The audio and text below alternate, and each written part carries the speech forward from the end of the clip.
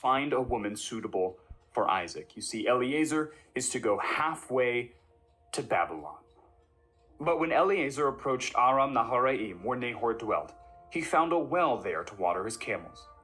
And while there, he began to pray that he would find a suitable wife for Isaac. When before he had finished praying, a woman had started walking toward the well.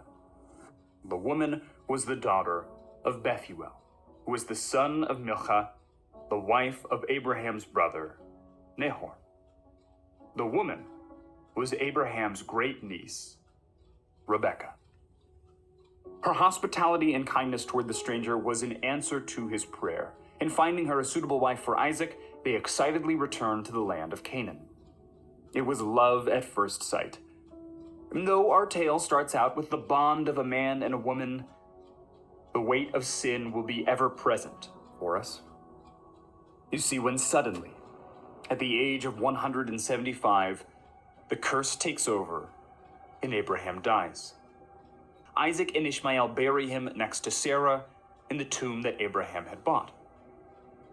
Meanwhile, Rebekah, like her own mother-in-law Sarah, is barren. The curse brought upon the ground out of Eden and into her womb. When Abraham and his wife were here, they did what they thought was right in their own eyes. So Abraham then conceived with Hagar. But here, we find a different picture. The blessing of Eden pushed out into the world through Isaac as Isaac prays. The hope of the garden flooding our hearts and our minds. You see, the Lord was determined to fulfill the plan he had set out from the beginning. That from the seed of a woman would come one to crush the head of the snake. He would not let the infertile ground or womb of Rebekah stop the blessing of Eden to come out into the world. See, the Lord said to her, 2 nations are in your womb. 2 peoples will come from you and be separated. One people will be stronger than the other, and the older will serve the younger. And when Rebekah's time came to give birth, there were indeed twins in her womb. Rebekah conceives and bears twins. Abundance. The blessing of Eden. But the first one came out with a reddish hue, covered with hair like a fur coat. So they named him Esau. After this, his brother came out grasping Esau's heel with his hand, and so he was named Jacob, Jacob, meaning heel grabber, trickster, grabbing the authority of the older for himself, distrusting the very promises that God had blessed him with, the very characteristic given to the sly, slippery, tricksy serpent of the garden. Now falls the blessing and hope of humanity. Will this lying trickster, Jacob, ruin the plan of God? Or will God bring the blessing of Eden even through the worst of sinners? When the boys grow up, Esau takes to being a hunter, whereas Jacob will live in the tents. Esau is the firstborn male, the inheritor of Isaac's great wealth. Esau is a hunter who tends to the fields and provides food for his family. Isaac loved Esau, but you see, Rebekah loved Jacob. And God chose Jacob, but rejected Esau. If both of these brothers end up alive, it will be purely because of the grace and mercy of God. And so it happened that one day, Esau came in from the field after a long day of hunting, and was hungry unto the point of death. "Let me eat some of that red stew. I'm exhausted." That is why he was also named Edom, which means red. "Deal," Jacob replied. "First, just sell me your birthright." "Look," Esau said, "I'm about to die. What good is a birthright to me?" So Jacob said, "Swear to me first." And so Esau swore to Jacob and sold his birthright to him. And then Jacob gave him bread and lentil stew to Esau, and he ate and he drank and he got up and he went away. And so Esau despised his birthright. Jacob grabbed the heel again, tricking his brother Aram into giving up his right to rule over the land. But at that time, there was another famine in the land, just like the one that had plagued Abraham, that had shown him how far we had come from the lush beauty of the garden that was in Eden. And so Isaac and Rebekah and the rest of the tribe moves from their home to the land of Gerar, where an old family friend, Abimelech, still reigns as king. While there, God appears to Isaac and commands the family not to go down to Egypt like Abraham their father had done. God also reminds the family of the promise made to Abraham, saying that the land they dwelt in would one day be theirs, that Isaac's offspring would be more numerous than the stars, and through his offspring would all the nations be blessed. When Abimelech sees Isaac's wife, he sees the beauty of Rebekah. Certainly, Abimelech would never take another man's wife, but Isaac assures the king that Rebekah is just his sister. Like father, like son. Poor Abimelech. When Abimelech sees Isaac caressing the woman Rebekah, he's white as a ghost. But the Lord's hand guiding this family is about to bring the plan he had since the fullness of time. And so, instead of killing Isaac, the mighty king institutes a protection for the family, saying that anyone who touches them will be put to death. Now the family of Isaac grows wealthy and prosperous in the land of Canaan. So prosperous, in fact, that Abimelech asks the family to leave. And though the God of the created order had assured this family numerous times that they would possess this land, they comply and leave Abimelech's territory.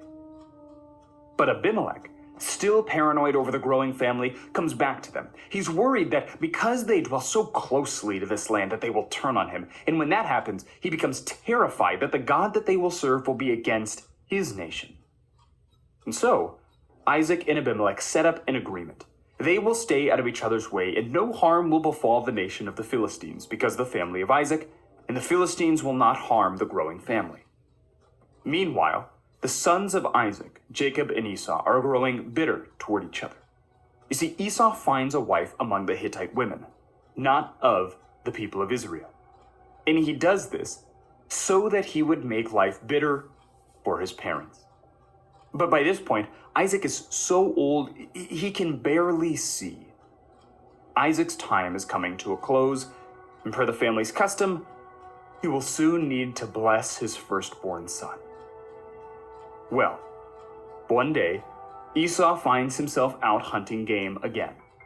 When his mother Rebekah begins to scheme, she believes, for her great love of Jacob, and doubtlessly because Esau has not made his parents' life easy, that Jacob should get Esau's blessing, even though God had already promised that that would be the case.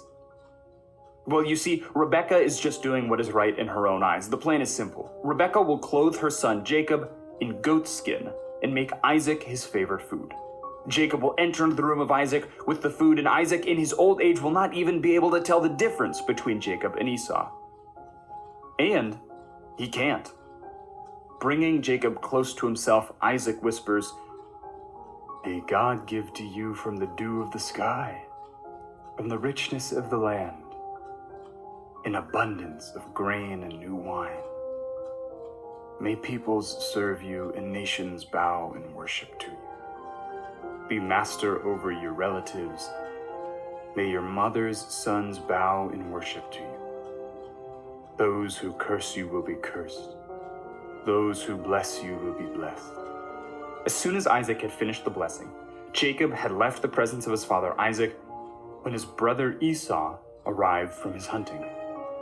Isaac refuses to give Esau another blessing. And there it starts. The hatred that Esau begins to feel for his family growing deep in his heart. We see the light of Cain growing ever more presently in the eyes of the rejected son. When Rebekah says that since Jacob now has the proper blessing of his father and the birthright given to him by Esau, she will loathe her life if Jacob were to marry a Canaanite woman.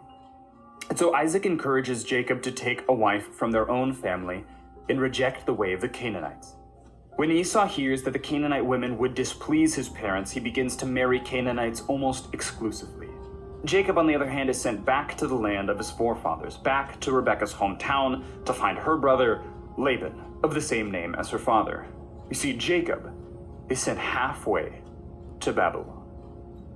On his way to the city of Haran, Jacob falls into a deep sleep, where the God of heaven and earth appears to him in a dream. Jacob sees ladders ascending and descending from heaven onto earth as two great cosmic spaces become one again, and the blessing of Eden is unleashed upon the earth. God reminds Jacob of the promises that have been made to his family. His offspring will be more numerous than the dust of the very earth. Jacob will inherit the land of Canaan, and through his offspring, all the people of the earth will be blessed. Overwhelmed by this vision and in praise to the God of his fathers, Jacob sets up stone pillars and calls the place Bethel, or the Lord's house.